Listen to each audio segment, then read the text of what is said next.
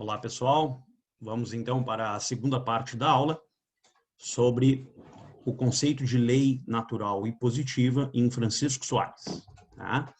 Na primeira parte da aula, nós estudamos alguns aspectos necessários para o entendimento do que é a lei em Soares. Vimos a posição de Tomás de Aquino e vimos a posição de Francisco de Vitória.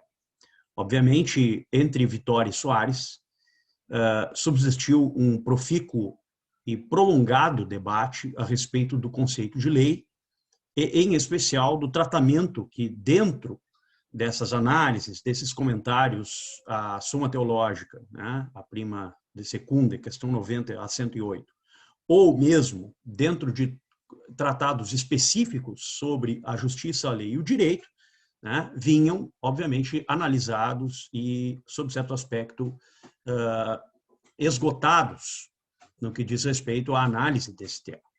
Nós temos autores proeminentes do período, né, da escolástica ibérica, como Domingo de Soto, que escreve um tratado sobre a justiça e o direito, né, que é muito conhecido e muito popular neste momento, em especial no momento em que o Soares é professor em Coimbra, e um pouco mais tarde, né, quando assume a cátedra na Faculdade de Direito da Universidade de Lisboa, né, onde ele vem a morrer, em 1617, o Tratado de Justitia et Iure, do Domingo de Soto, era um tratado bastante presente nos cursos de direito, né, do período, nas faculdades de direito do período. E mesmo outros autores importantes, como Domingos Banhas, Bartolomé Medina, que tem um tratado muito importante, né, que, no fundo, é um comentário à questão 90 a 108 da Prima de Secunda da Suma Teológica, onde ele expõe várias noções e comentários a respeito da natureza e da essência da lei. Né? Também um outro autor importante do período, né, é Gabriel Vasques, com quem Soares mantém um profícuo debate a respeito da natureza predicativa da lei natural, né? Se a lei natural é lei da razão ou se é um ato da razão. Em suma, são discussões e debates que povoam o imaginário acadêmico do período. Tá? Luiz de Molina também, um autor muito importante nesse período, que com o Soares também manteve um longo debate, né, nas chamadas questões de auxílios, tá? Dentro mais da perspectiva teológica, né, a respeito do conceito de lei natural, o conceito de natureza, a noção de pré-determinação e livre-arbítrio, que são temas que aparecem de cheio, né, no chamado assim movimento da Contra-Reforma, né, que marca o chamado Siglo de Ouro espanhol. Tá? Dirigindo-me então para a segunda parte da nossa aula, eu quero agora lidar com vocês com algumas noções que o Soares traz no De Legibus sobre a lei, a começar pela noção geral que está no De Legibus 1:12, tá? Onde o Soares diz: lex est commune preceptum justum ac stabile sufficienter promulgatum. Tá? A lei é, em geral, um preceito comum, justo e estável, suficientemente promulgado. Então, são pelo menos 4 noções ou atributos importantes aqui para a lei. A lei é, em primeiro lugar, um preceito comum, ou seja, é um preceito compartilhado por todos os seres humanos, por todas as criaturas racionais. Em primeiro lugar, é um preceito, portanto, que pode ser tomado na perspectiva da universalidade, na medida em que a razão prática é capaz de orientar os atos humanos segundo uma razão ordenadora. Tá? Em segundo lugar, este preceito, que é a lei, é um preceito justo, em razão, justamente, desta medida adequada que a lei estabelece para os atos humanos. Obviamente que a lei estabelece a medida desde um ponto de vista geral, o que deve ser tensionado, muitas vezes, com as questões particulares, né? O contexto de interpretação e aplicação da lei, que exige uma espécie de epiqueia, no mais das vezes. Né? Ocorre, muitas vezes, que a aplicação de um preceito geral a uma circunstância pode resultar em consequências ou resultados injustos. E, em razão disso, né, ao decisor cabe justamente deliberar nas circunstâncias o modo adequado de sopesar a generalidade da lei com as exigências concretas do caso. Tá? Justamente em razão, de um lado, da ignorância invencível do legislador relativamente aos futuros contingentes, e, de outro lado, a ciência escusa do particular que, sob o argumento da injustiça legal e política presente na aplicação geral da lei, né, sopesa essa aplicação geral da lei com as exceções atinentes ao caso concreto. Tá? Então, é nesse sentido que o preceito comum é também justo. E, terceiro lugar, estável. A estabilidade é fundamental na comunidade humana, porque gera, nessa perspectiva dos futuros contingentes, uma certeza, ou, no mínimo, uma esperança provável quanto ao modo determinado de regular os futuros contingentes. Tá? E, por fim, suficientemente promulgado. Justamente porque, à época, muito se discutia a natureza e a origem da autoridade secular. Tá? É um tema que intrigou muitos pensadores do período, intrigou boa parte dos reformadores e boa parte dos autores da chamada Contra-Reforma. Tá? Por exemplo, o cardeal Roberto Bellarmino, no De Monarquia Eclesiástica, tem todo um tratamento para a questão da origem da autoridade civil. Tá? Mesmo os dois maiores nomes do movimento da Reforma também possuem obras sobre a origem do poder civil. O Lutero, né, e também o Calvino tratam bem do assunto. E mesmo os autores que estão, por assim dizer, dentro da própria, digamos, investidura na autoridade civil, como foi o próprio mesmo caso do Jaime I na Inglaterra, né, James I, talvez digamos assim, o rei inglês que tenha, digamos assim, fundamentado com maior atenção e acuidade a teoria, a tese do chamado direito divino dos reis, né? Numa obra muito importante chamada The Truth of Free Monarchies, né? A verdade sobre as monarquias livres. Ali, o Jaime I coloca justamente uma fundamentação para a origem do poder civil que é radicada na ideia da cumulação das duas espadas. Né? O rei recebe o poder diretamente de Deus, sem o intermédio da comunidade humana, tá? O que levava boa parte dos autores da Contra-Reforma, em especial o próprio Soares, a tese da chamada origem popular do poder civil. Né? Quer dizer, segundo Soares, o poder é transferido de Deus à comunidade e esta, como príncipe, forma o corpo político, a comunidade política autossuficiente, né? A ideia da autossuficiência, né? Que é uma interpretação muito usual do Aristóteles no medievo e no medievo tardio, e o Soares traz essa interpretação que já tem algumas reminiscências na Relatio de Potestate Civile do Vitória e nos autores posteriores, mas que em Soares recebe um tratamento muito mais rigoroso, justamente no livro terceiro da Defensio Fidei, que é o seu tratado a respeito da, digamos assim, dentre os vários assuntos que ali estão presentes, talvez o principal deles é justamente esse, o de mostrar que a origem do poder civil tem uma origem que é simultaneamente divina e popular. É isso que ele procura mostrar ali, em contraposição justamente à posição adotada por Jaime I na Inglaterra. Né? A tese de que o rei não tem uma origem popular, nem tampouco uma origem intermédia, né? E que dependa de algum modo da autoridade espiritual do Papa ou do Sumo Pontífice, que seria uma outra força, digamos assim, que colocaria limites à autoridade civil. Não. Nessa perspectiva, o rei cumula todo o poder civil e espiritual representativo na sua comunidade. Contra esta tese, o Soares vai mostrar justamente a tese da translatio imperii, a ideia de que o rei ou a autoridade, ou o parlamento, ou seja, qual instituição e qual regime político seja adotado dentro de uma comunidade política, tá?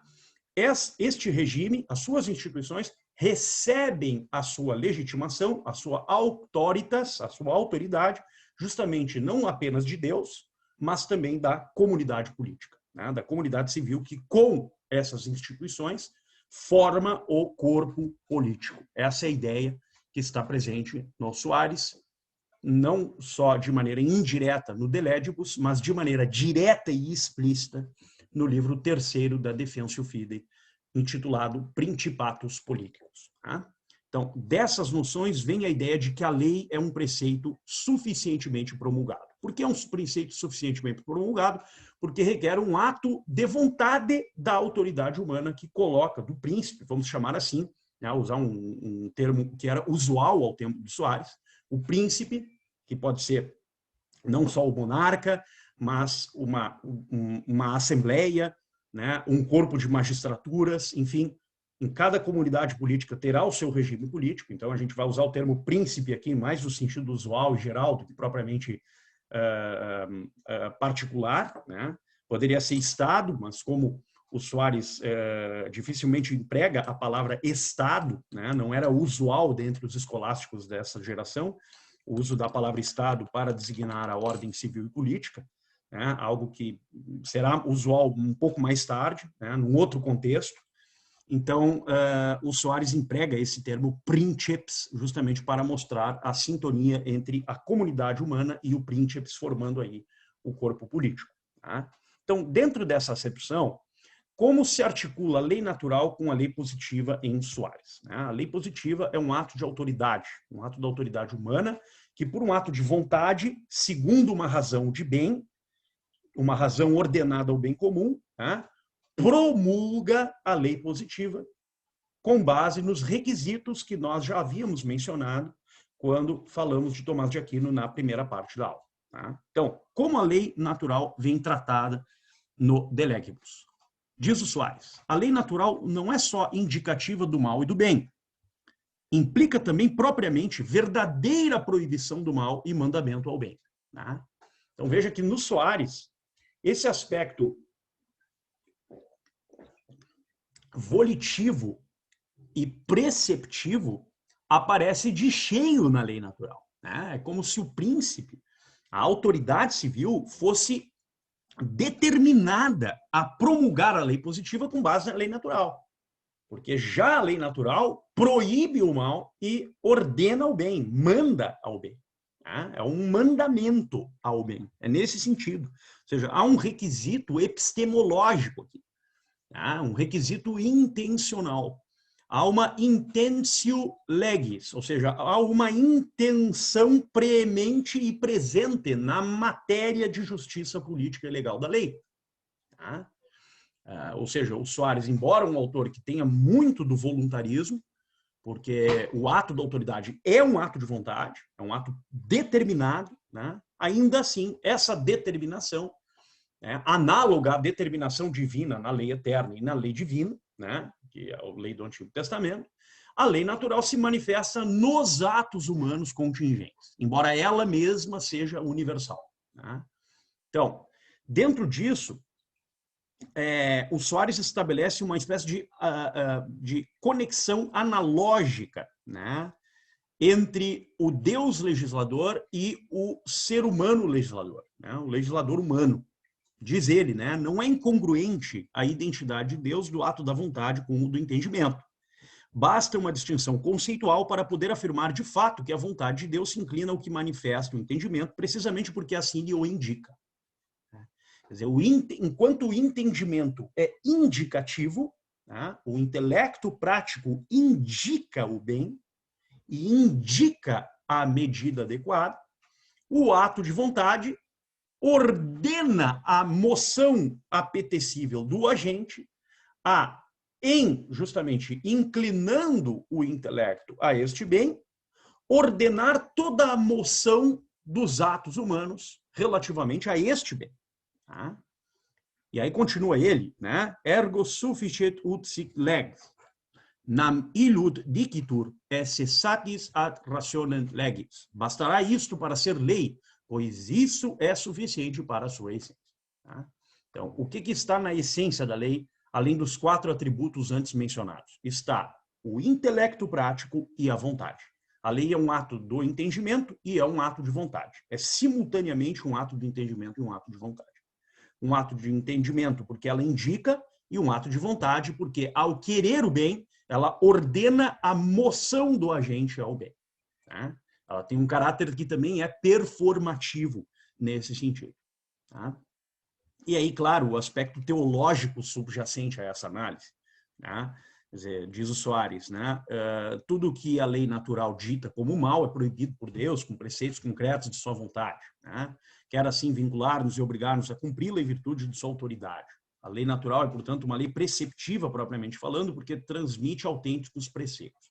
Claro, essa aqui é uma fundamentação teológica, né? Que eu até vou deixar de lado, porque o ponto fulcral da lei natural aqui, que é justamente o aspecto racional, né?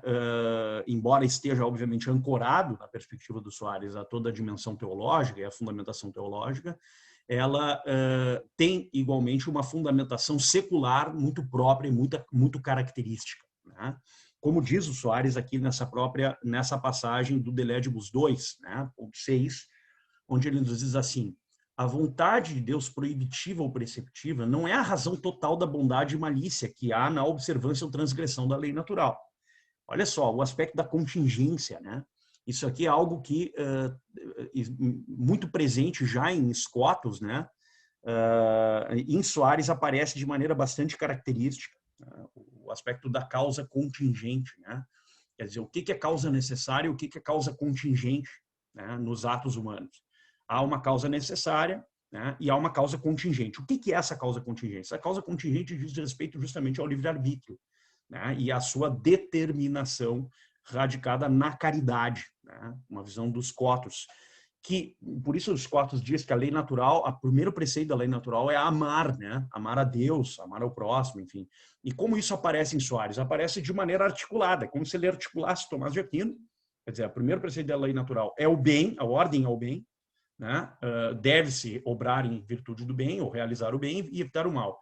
E a posição escotista, que o primeiro preceito da lei natural é um ato de vontade, é amar, né? É um ato de caridade, no fundo. Então, essa articulação entre as duas noções se manifesta aqui de cheio, né? E aí diz o Soares: necessariamente, a lei natural, então, né, supõe certa retidão ou deformidade nesses mesmos atos e lhes adiciona uma especial obrigação da lei divina. Se deduz deste axioma que determinados atos maus foram proibidos porque são maus. Pois bem, se proíbem porque são maus, a razão primeira de sua malícia não está na proibição. Tá? Quer dizer, não está no querer ou não querer, pois o efeito não é a razão de sua causa. Então, onde é que está essa razão primeira? Essa razão primeira está no entendimento. Tá? Então, a tese pode ser embasada naquele princípio metafísico de que as naturezas das coisas são imutáveis e sua essência, e por conseguinte também o são quanto à conformidade ou não conformidade de suas propriedades naturais. Claro, isso aqui é uma herança da metafísica de Aristóteles, que aqui ganha um contorno muito especialíssimo, né? Que o Soares não enfrenta no De Legibus, ele vai enfrentar lá nas disputações metafísicas, em especial na quarta e na quinta disputação, mas que aqui no De Legibus aparece para fundamentar justamente a natureza predicativa da lei. Né? Esse é o ponto. E dá sequência a isso, para dizer que a lei natural pode ser considerada em Deus e em nós. Em Deus supõe um juízo que Deus mesmo emite, relativamente à conveniência ou inconveniência de tais atos. E acrescente-se, ademais, a vontade de obrigar aos homens a cumprir o que dita a reta razão. Essa é a fundamentação teológica. Mas a fundamentação humana está justamente em sintonia com aquilo que Tomás já expôs na questão 94, que nós já vimos anteriormente, onde o Soares diz: tudo o que se deduz de um ditame necessário da razão natural tem necessariamente sua raiz na natureza e se deriva de uma inclinação natural, seja porque é formado de modo imediato ou então de modo mediato em virtude de um processo discursivo. Tá? Então, de forma imediata, a evidência dos primeiros princípios da razão prática, e de forma mediata, através da análise da contingência circunstancial da ação concreta, que deve ser exposta mediante o discurso, tá? Por meio do silogismo, por meio da argumentação. E aí diz ele, da natureza flui não só a inclinação imediata, também a mediata. Tá?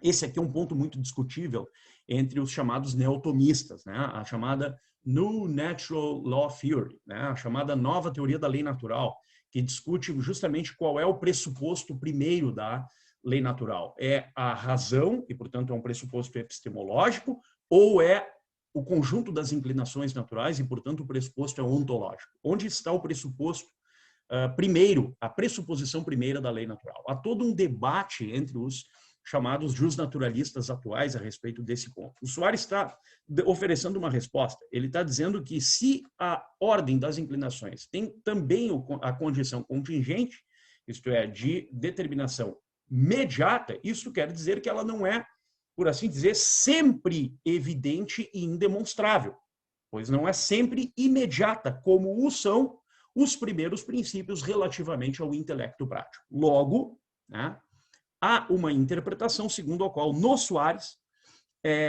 há uma pressuposição epistemológica para a lei natural. Né? É uma tese da qual eu compartilho. Né? E aí continua ele. E não é natural só o princípio intrínseco de um impulso, mas também o próprio impulso e o fim pretendido. Né? Quer dizer, a natureza racional, aqui ele está justificando. Né? Tudo isso é natural. No campo das obrigações morais, pouco importa o que intervenha ou não o raciocínio, se a obrigação mesmo possui uma conexão intrínseca com o objeto, com a natureza. E aqui é um ponto bastante discutível, porque há intérpretes do Soares que dizem que aqui ele se aproxima de uma espécie de quase identificação entre a lei natural e o direito natural. Né? É sabido que em Tomás, por exemplo, em Tomás de Aquino, e mesmo desde Alberto Magno, na Superética, há uma distinção entre lei natural e direito natural. Entre lei tomada como princípio extrínseco dos atos humanos, como a lei eterna que participa na criatura racional, e o direito natural, que é a própria expressão da moralidade, direito tomado como objeto da justiça. Então, assim como o direito político é o objeto da justiça legal, o direito natural é o objeto do justo por natureza. Né? Justo por natureza, justo por convenção. Justo por natureza tem como seu objeto adequado o direito natural, e o justo por convenção tem como seu objeto adequado o direito positivo. Tá? O que o Soares oferece aqui a título de exegese ou de interpretação? Ele oferece uma via segundo a qual o hábito próprio devido, né, atinente ao objeto da justiça por convenção, que é o direito positivo, depende do objeto adequado do justo por natureza, que é o direito natural. Mas esse direito natural tem um parâmetro objetivo, e ele é tomado como regra moral. Essa regra moral, por sua vez, é apenas uma expressão inteligível, né, dos primeiros princípios anteriores à própria moral, que são os preceitos da lei natural. Tá?